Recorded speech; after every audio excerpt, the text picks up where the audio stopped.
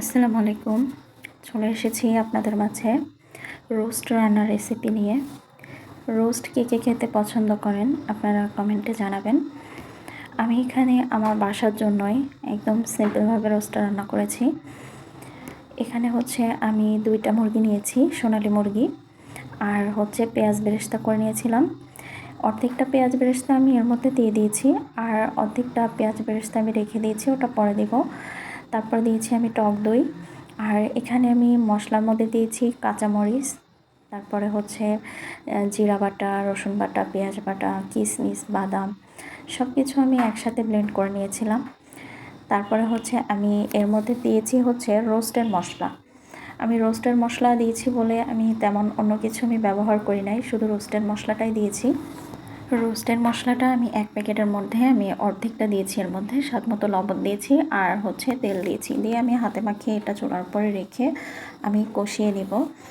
তো ভালোভাবে কষানো হয়ে গেলে তারপর হচ্ছে আমি পানি দিব। এটা সামান্য পরিমাণ পানি দেবো, আমি বেশি পানি দিব না এটাতে, যেহেতু আমার কষানোর সময় হচ্ছে বেশ পানি বের হয়েছে, আর ওটা দিয়ে হচ্ছে আমি ভালো করে কষিয়ে নিয়েছি। রোস্টের মধ্যে পানি দেওয়ার পরে আমি ঢেকে দিয়েছিলাম, তারপর হচ্ছে পানিটা ফুটে উঠেছে। আর আমি কখনো রোস্টের প্যাকেট মশলা দিয়ে আমি কখনো রোস্ট রান্না করি নাই, এই ফার্স্ট টাইম হচ্ছে প্যাকেট মশলা দিয়ে রোস্টটা রান্না করলাম।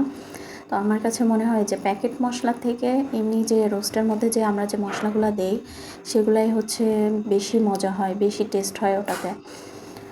আর তারপরে হচ্ছে আমি সামান্য একটু চিনি দিয়েছি এর মধ্যে। চিনি দেওয়ার পরে ঝোলটা যখন শুকিয়ে গিয়েছে আমি নামিয়ে ফেলবো, তখন হচ্ছে আমি এর মধ্যে পেঁয়াজ বেরেস্তা দিয়ে দিয়েছি। রোস্টের কালারটা দেখুন কতটা সুন্দর হয়েছে, আর দেখতে কিন্তু অনেক লোভনীয় লাগছে। আর আপনারা যখন রান্না করবেন তখন হচ্ছে পেঁয়াজ বেরেস্তাটা একটু বেশি দেওয়ার চেষ্টা করবেন। আমার কাছে মনে হয় যে পেঁয়াজ বেরেস্তায় হচ্ছে টেস্টটা অনেক বেশি আসে। আলহামদুলিল্লাহ, আমার রোস্ট রান্নাটা হয়ে গিয়েছে। আর আমার হাজব্যান্ড কিন্তু খেয়ে অনেক প্রশংসা করেছে, বলেছিল যে অনেক মজা হয়েছে। ভালো থাকবেন সবাই, আল্লাহ হাফেজ।